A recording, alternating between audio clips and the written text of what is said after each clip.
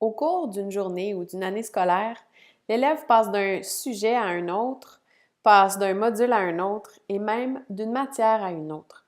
Pourquoi ne pas l'aider à faire des liens entre ces différents concepts?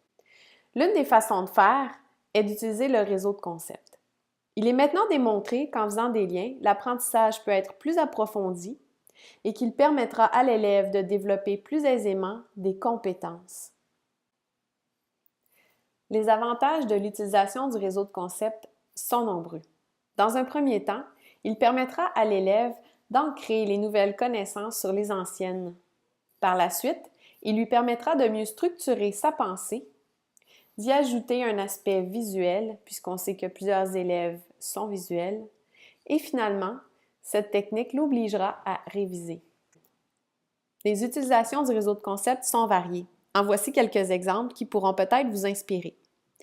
Il est bien sûr possible de l'utiliser pour la révision de fin de chapitre ou de module.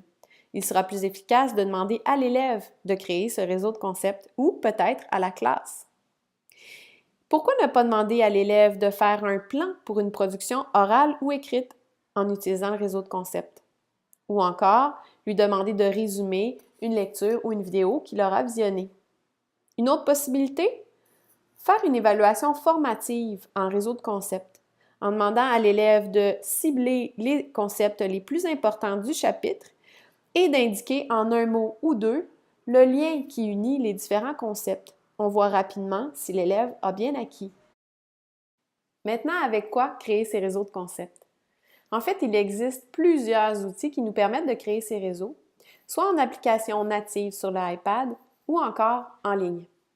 Sur l'iPad, les élèves peuvent utiliser Prezi, iBrainstormer, Poplet, SimpleMind, qui sont des applications gratuites. Il est également possible d'aller en ligne et d'utiliser Poplet aussi, Bubbleless, Prezi ou Text2MindMap.